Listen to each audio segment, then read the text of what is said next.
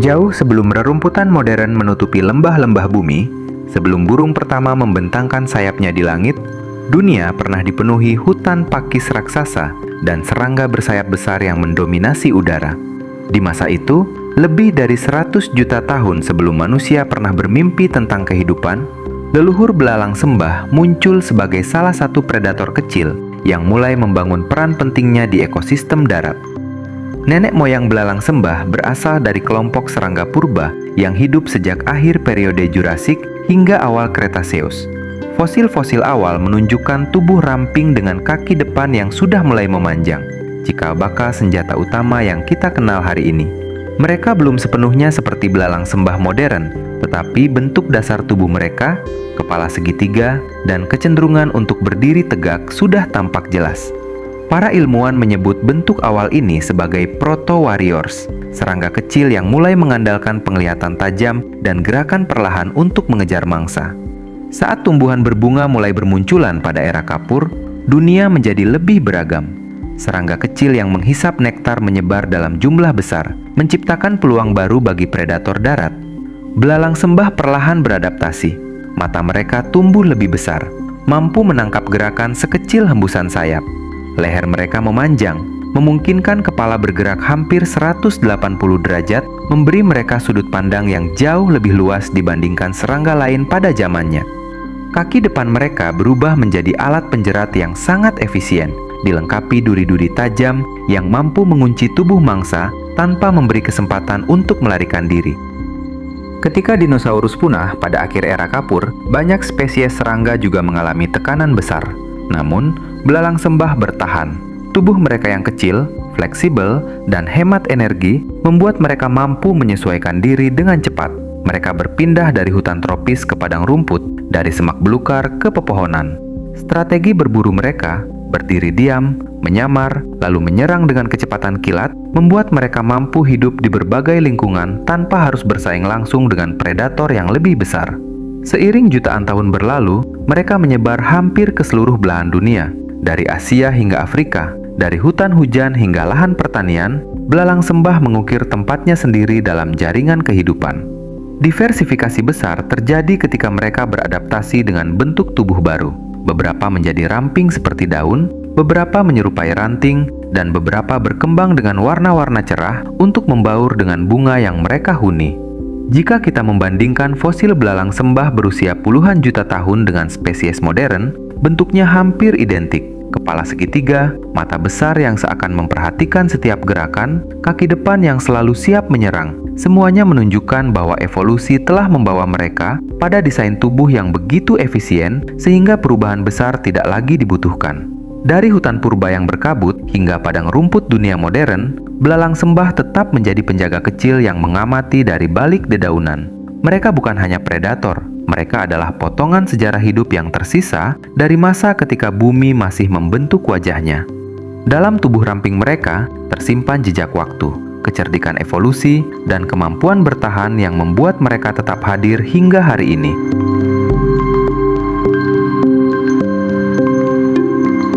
Tubuh belalang sembah adalah perpaduan antara kesederhanaan dan presisi, sebuah rancangan alam yang dibentuk oleh jutaan tahun seleksi alami. Tidak ada bagian yang berlebih, tidak ada gerakan yang sia-sia. Setiap segmen tubuhnya adalah alat untuk mengamati, menyamar, menunggu, dan menyerang dengan akurasi yang hampir tidak masuk akal untuk makhluk sekecil itu. Kepalanya berbentuk segitiga, dengan dua mata majemuk besar yang memantulkan dunia seperti mosaik tak berujung. Mata ini memberikan sudut pandang hampir 300 derajat, membuat belalang sembah mampu melihat mangsa, ancaman, atau gerakan sekecil bayangan yang melintas di ujung rumput. Mereka adalah salah satu dari sedikit serangga yang memiliki penglihatan stereoskopis, memungkinkan mereka menilai jarak secara presisi, kemampuan yang sangat penting bagi predator penyergap. Namun keistimewaan terbesar bukan hanya pada mata, tetapi pada lehernya yang lentur. Belalang sembah dapat memutar kepala hingga hampir 180 derajat, sebuah kemampuan yang jarang dimiliki oleh serangga lain. Dengan pergerakan ini, mereka dapat mengamati lingkungan tanpa harus menggerakkan tubuh, mempertahankan ilusi diam yang sempurna ketika menyamar di antara dedaunan. Di bawah kepala, tubuh mereka terbagi menjadi segmen yang ramping namun kuat. Kaki belakang menopang tubuh seperti batang tanaman, sementara kaki tengah membantu menjaga keseimbangan saat mereka bergerak perlahan. Tetapi bintang sebenarnya dari anatomi mereka adalah kaki depan, senjata yang memberi mereka reputasi sebagai pemburu kilat. Kaki depan ini dilengkapi barisan duri tajam yang dapat mengunci tubuh mangsa dalam cengkeraman kuat. Ketika serangan dimulai, kaki-kaki itu bergerak lebih cepat daripada refleks manusia, menutup dalam gerakan yang hampir mustahil terlihat oleh mata telanjang. Di balik ketenangan yang tampak, tubuh belalang sembah adalah mesin perang biologis. Otot-otot kecil di kaki depannya menyimpan energi seperti pegas. Ketika dilepaskan, energi itu menghasilkan kecepatan hingga beberapa kali panjang tubuhnya dalam sekejap. Serangan tersebut begitu cepat sehingga beberapa penelitian harus menggunakan kamera berkecepatan tinggi untuk menangkap momen ketika kaki depan menembus udara dan menjepit mangsa. Kamuflase juga menjadi bagian penting dari tubuhnya. Warna hijau yang menyatu dengan daun, coklat menyerupai ranting kering, hingga bentuk tubuh menyerupai kelopak bunga. Semua dirancang agar mereka menghilang dari pandangan. Kamuflase ini tidak hanya untuk menghindari predator, tetapi juga untuk memperdaya mangsa yang tidak pernah menyadari bahaya hingga terlambat. Di bagian dalam tubuh, terdapat sistem yang jauh lebih kompleks daripada penampilannya. Belalang sembah memiliki sistem pernapasan trakeal yang mengalirkan oksigen langsung ke jaringan, memberi mereka stamina untuk serangan cepat. Sistem saraf mereka terhubung dengan pusat pengatur gerakan yang memungkinkan respons spontan sekaligus gerakan yang dikalkulasi dengan mengandalkan penglihatan. Organ reproduksinya juga unik. Betina mampu menghasilkan banyak telur yang kemudian diselimuti busa protektif yang mengeras menjadi struktur bernama OTK. Struktur ini melindungi ratusan calon keturunan dari predator dan perubahan suhu. Dari kapsul kecil inilah, generasi baru belalang sembah memulai hidupnya setelah melalui musim yang berat. Anatomi mereka adalah kesederhanaan yang efisien. Tidak ada teknologi manusia yang dapat menyamai kombinasi penglihatan tajam, kecepatan reaksi, dan kemampuan menyamar mereka dalam satu paket kecil yang begitu harmonis. Tubuh belalang sembah adalah bukti bahwa alam dapat menciptakan predator sempurna tanpa ukuran besar, tanpa taring panjang, hanya melalui kecermatan dan keheningan. Di dunia kecil yang tenang, belalang sembah adalah simbol kesabaran yang hampir tidak tertandingi. Ia bukan pemburu yang mengejar mangsa dengan tergesa, bukan juga predator yang mengandalkan kekuatan.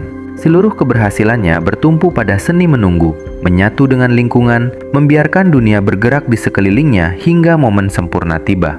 Strategi berburu mereka bukan tentang kecepatan semata, tetapi tentang membaca ritme kehidupan di sekitarnya. Setiap serangan dimulai jauh sebelum mangsa mendekat. Belalang sembah akan berdiri diam, tubuhnya meniru bentuk dedaunan, ranting, atau bunga. Kaki depannya terlipat rapi seperti tangan yang sedang berdoa. Namun posisi itu adalah kunci, sebuah mekanisme yang siap dilepaskan kapan saja. Dalam posisi ini, ia dapat bertahan hingga berjam-jam, terkadang bahkan seharian penuh, tanpa berpindah sedikit pun. Kesunyian adalah selimutnya, dan ketenangan adalah senjatanya. Ketika seekor lalat, kupu-kupu, atau jangkrik memasuki jarak serangnya, perubahan dalam diri belalang sembah hampir tidak terlihat. Matanya mengikuti gerakan mangsa, menghitung jarak dalam hitungan milimeter. Kepala segitiganya perlahan bergerak, memutar dengan lembut untuk memastikan sudut serangan. Tidak ada suara, tidak ada getaran. Ia hanya menunggu titik waktu yang tepat saat mangsa berada dalam jangkauan duri-duri tajam di kaki depannya. Dan ketika momen itu datang, dunia kecil di sekitarnya seakan berhenti sesaat. Kaki depan belalang sembah bergerak dalam kecepatan yang sulit dipahami. Serangan itu terjadi lebih cepat dari kedipan mata manusia. Hanya sepersekian detik dari awal hingga mangsa terkunci di antara duri-durinya. Energi yang dilepaskan seperti letupan kecil yang telah lama disimpan, membuat mangsa tidak memiliki kesempatan untuk menghindar. Taktik ini menjadikan belalang sembah salah satu predator serangga paling efisien di alam. Mereka tidak membiarkan energi terbuang percuma. Setiap serangan hampir selalu berhasil, dan mereka hanya menyerang ketika peluang keberhasilannya tinggi. Keputusan untuk menyerang bukan refleks liar, melainkan hasil pengamatan dan penilaian yang berlangsung dalam keheningan. Namun belalang sembah tidak selalu menjadi pemburu diam. Beberapa spesies menggunakan strategi aktif. Mereka merayap pelan mendekati mangsa dengan gerakan yang meniru angin. Tubuh mereka bergoyang perlahan, seperti daun yang tertiup hembus ringan. Gerakan ini tidak hanya menyamarkan keberadaan mereka, tapi juga menipu mangsa agar tidak menyadari bahaya yang semakin dekat. Ketika berburu serangga yang lebih besar atau cepat, belalang sembah dapat memanfaatkan lingkungan sebagai alat bantu. Mereka memilih posisi yang menguntungkan, di tepi daun, di atas batang tinggi, atau di balik bunga, untuk memanfaatkan arah terbang mangsa. Beberapa bahkan belajar dari pengalaman, lebih memilih tempat berburu yang telah memberi hasil sebelumnya. Meski terkenal sebagai predator serangga, belalang sembah juga mampu berburu hewan yang lebih besar dari dirinya. Ada laporan mereka memangsa kadal kecil, burung mungil, dan bahkan tikus bayi.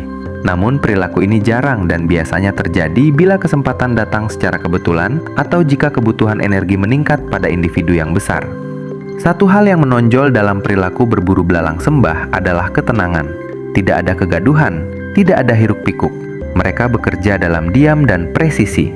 Setiap langkah, setiap sudut kepala, setiap detik menunggu adalah bagian dari strategi panjang yang diwariskan dari leluhur mereka yang hidup di hutan purba. Dalam dunia serangga yang penuh gerakan dan perang yang terus berlangsung, belalang sembah memilih jalan berbeda. Seni menyatu, seni menunggu, seni menyerang tepat pada satu titik waktu yang tidak pernah salah. Dan karena itulah, mereka menjadi penguasa kecil di ekosistem yang tidak pernah berhenti bergerak. Di antara hembusan angin yang menyapu padang rumput dan hutan tropis, belalang sembah memainkan peran yang sering tidak terlihat mata manusia. Mereka bukan hanya predator yang menunggu dari balik dedaunan. Mereka adalah bagian penting dari mesin ekologi yang menjaga keseimbangan alam dalam ritme yang nyaris tak terdengar. Di dunia serangga yang penuh dinamika, belalang sembah berdiri sebagai salah satu populasi yang paling efisien. Peran pertama mereka adalah sebagai penjaga rantai makanan. Dengan memangsa berbagai serangga, mulai dari lalat, jangkrik, kupu-kupu, hingga serangga pemakan daun, belalang sembah membantu menekan populasi organisme yang dapat merusak tanaman liar maupun tanaman budidaya. Mereka menjaga agar jumlah serangga herbivora tidak meledak, memastikan tumbuhan dapat tumbuh seimbang tanpa terbebani tekanan pemakan daun yang berlebihan. Di lahan pertanian, kehadiran belalang sembah bahkan menjadi sekutu alami bagi para petani, pembasmi hama tanpa bahan kimia, tanpa merusak tanah ataupun rantai kehidupan lainnya. Namun peran mereka tidak berhenti pada menjadi predator. Belalang sembah juga menjadi mangsa penting bagi banyak hewan lain. Burung, kadal, mamalia kecil, hingga laba-laba besar, semuanya menjadikan belalang sembah sebagai bagian dari menu harian mereka. Dengan menjadi predator sekaligus mangsa, belalang sembah menghubungkan berbagai tingkat rantai makanan, menjadikannya elemen penting dalam menjaga struktur ekosistem yang sehat dan stabil. Dalam beberapa ekosistem, kehadiran belalang sembah bahkan menjadi indikator keseimbangan lingkungan. Populasi yang stabil menunjukkan bahwa lingkungan menyediakan cukup mangsa, namun tidak mengalami lonjakan serangga berlebihan. Sebaliknya, penurunan jumlah belalang sembah dapat mengindikasikan gangguan ekosistem, perubahan suhu, pencemaran pestisida, atau hilangnya habitat alami. Karena mereka sangat sensitif terhadap perubahan lingkungan, belalang sembah secara tidak langsung menjadi alarm yang memberitahu bahwa suatu tempat mengalami tekanan ekologis. Peran mereka juga berhubungan dengan evolusi serangga lainnya.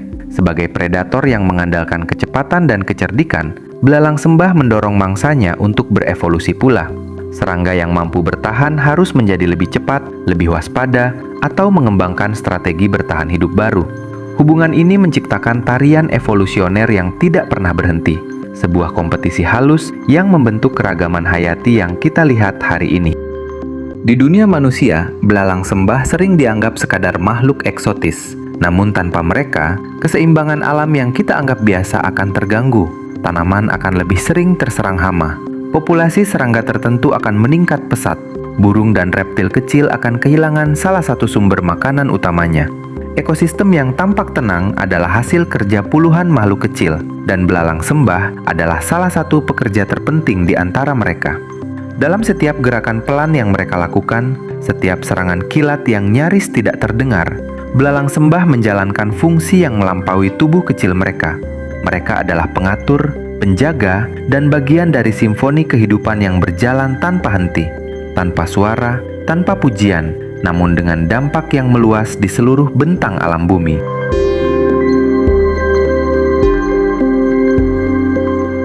Di balik ketenangan gerakannya, Belalang sembah membawa salah satu kisah reproduksi paling dramatis di dunia serangga. Siklus hidupnya bukan hanya tentang kelahiran dan kematian, tetapi tentang strategi bertahan hidup yang telah dibentuk oleh tekanan alam selama jutaan tahun. Setiap tahap hidupnya mencerminkan keseimbangan halus antara kebutuhan individu dan keberlangsungan generasi berikutnya. Segalanya dimulai ketika betina memasuki masa matang reproduksi. Tubuhnya membesar, warnanya menguat, dan feromon halus yang dikeluarkan mulai menyebar di udara. Para jantan, yang tubuhnya lebih kecil dan lebih rentan, mendeteksi sinyal itu dari kejauhan. Mereka mendekat dengan penuh kehati-hatian, sebuah perjalanan berbahaya, karena mendekati betina berarti mempertaruhkan nyawa. Ritual pendekatan dimulai dengan gerakan pelan. Jantan mengayunkan tubuh, menggetarkan kaki, mencoba menenangkan betina bahwa ia bukan mangsa, melainkan pasangan. Jika betina menerima, proses perkawinan berlangsung dengan tenang. Namun pada sebagian spesies, naluri predator betina tetap kuat. Ada kalanya, di tengah proses, betina berbalik dan memakan jantan. Perilaku ini, meski tampak brutal, memiliki keuntungan biologis. Energi dari tubuh jantan menjadi nutrisi bagi telur yang sedang berkembang, memastikan keturunan lebih kuat. Tidak semua jantan dimakan, tetapi risiko itu selalu ada. Sebuah ketegangan yang menjadikan reproduksi belalang sembah salah satu yang paling dikenal dalam dunia hewan. Setelah perkawinan, betina mulai memproduksi ratusan telur yang disatukan dalam struktur berbusa yang kemudian mengeras menjadi OTK. Bentuknya menyerupai kapsul kecil berwarna coklat atau krem, biasanya ditempelkan pada batang tanaman atau permukaan keras yang terlindung dari hujan. Di dalam OTK, telur-telur itu terlindungi dari predator dan fluktuasi suhu. Selama berbulan-bulan, kehidupan baru berkembang dalam kesunyian, menunggu saat yang tepat untuk muncul. Ketika waktunya tiba, ratusan anak belalang sembah menetas hampir bersamaan. Mereka keluar dalam bentuk nimfa, menyerupai versi miniatur dari induknya, namun tanpa sayap. Dunia yang mereka hadapi penuh ancaman. Banyak dari mereka akan dimangsa burung, laba-laba, atau bahkan saudara kandungnya sendiri. Kanibalisme pada tahap awal bukanlah kekejaman, melainkan strategi bertahan hidup, sumber energi cepat di masa ketika ukuran tubuh masih terlalu kecil untuk berburu serangga besar. Nimfa melewati beberapa kali pergantian kulit atau instar untuk tumbuh. Dengan setiap pergantian kulit, tubuh mereka memanjang, kaki bertambah kuat, dan pola perilaku berburu semakin matang. Pada instar terakhir, sayap mulai berkembang, memberikan mereka kemampuan untuk berpindah lebih jauh, mencari tempat berburu yang lebih aman. Belalang sembah bukanlah makhluk sosial. Mereka hidup sendiri, berburu sendiri, dan mempertahankan wilayah kecil di sekitar tempat mereka bersembunyi. Satu-satunya momen mereka saling berinteraksi adalah pada saat reproduksi. Namun meski hidup soliter, keberadaan mereka di suatu wilayah mencerminkan keseimbangan ekosistem di sekitarnya. Terlalu sedikit belalang sembah berarti gangguan pada populasi serangga lain. Terlalu banyak pun tidak mungkin terjadi secara alami, karena dinamika alam selalu menjaga jumlah mereka tetap stabil. Siklus hidup belalang sembah berlangsung singkat, kebanyakan hanya hidup selama satu musim penuh. Namun dalam waktu singkat itu, mereka menjalankan peran penting sebagai predator, menghasilkan generasi baru, dan menjaga ritme alam tetap berjalan. Dari OTK kecil hingga bentuk dewasa yang ramping dan waspada, setiap fase hidup mereka adalah bagian dari perjalanan panjang spesies yang telah mengamati dunia dari balik dedaunan selama jutaan tahun.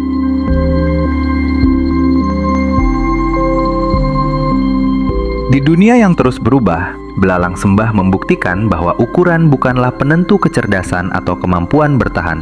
Tubuh kecil mereka menyimpan serangkaian adaptasi yang membuat mereka mampu hidup di hampir setiap sudut planet, dari hutan tropis yang lembab hingga padang rumput kering, dari kebun rumah hingga lanskap liar yang jarang disentuh manusia.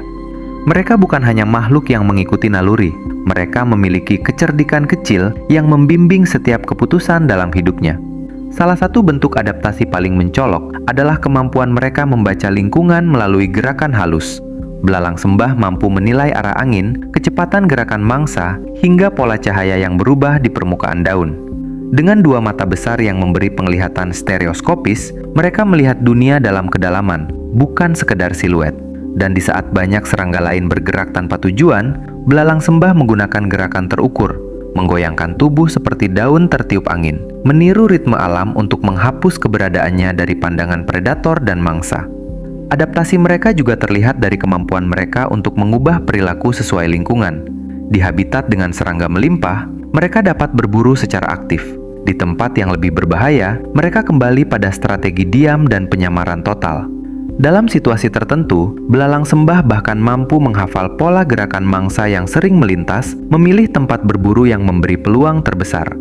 Bagi makhluk sekecil itu, kemampuan memori jangka pendek seperti ini adalah bentuk kecerdasan sederhana namun efektif. Sayap mereka pun merupakan bagian dari adaptasi penting. Sebagian spesies memiliki sayap lebar yang digunakan untuk terbang ke lokasi baru ketika sumber makanan menipis. Beberapa lainnya mengembangkan warna mencolok di bagian dalam sayapnya, warna yang baru terlihat ketika mereka membuka sayap untuk mengintimidasi predator.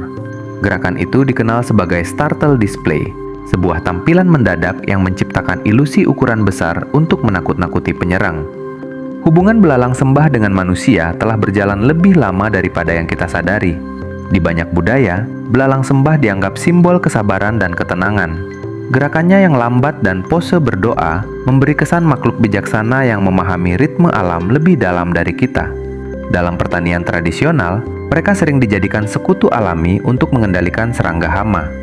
Tanpa suara, tanpa bahan kimia, mereka menjaga tanaman tetap sehat dan tanah tetap subur.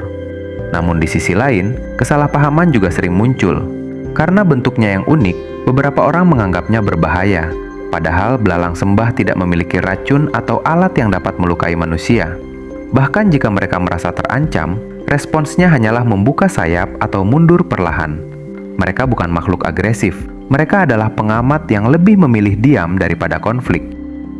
Adaptasi mereka terhadap lingkungan manusia juga terlihat jelas. Di taman, kebun, dan halaman rumah, belalang sembah sering ditemukan bersembunyi di balik pot tanaman, di antara tangkai bunga, atau di semak kecil. Mereka memanfaatkan cahaya lampu yang menarik serangga di malam hari, menunggu mangsa datang tanpa perlu berpindah jauh. Kehadiran mereka adalah tanda bahwa sebuah tempat masih memiliki ruang bagi kehidupan kecil yang tersembunyi. Pada akhirnya, kecerdasan belalang sembah bukanlah kecerdasan seperti mamalia atau burung. Ia tidak berbentuk rencana kompleks atau alat buatan. Kecerdasan mereka adalah keselarasan insting dan adaptasi, kemampuan membaca dunia melalui gerakan, cahaya, dan ritme. Mereka adalah ahli strategi yang tidak membutuhkan suara, tidak membutuhkan ukuran besar, tidak membutuhkan kecepatan konstan. Mereka hanya membutuhkan momen tepat, dan alam telah memberi mereka alat untuk mengenalinya. Dalam kehidupan manusia yang sering serba cepat, makhluk kecil ini mengingatkan kita bahwa adaptasi tidak selalu berarti bergerak, melawan, atau berlari. Terkadang, adaptasi adalah kemampuan berdiri diam, mengamati, dan memilih waktu yang tepat untuk bergerak. Dan disitulah belalang sembah menemukan kejeniusannya.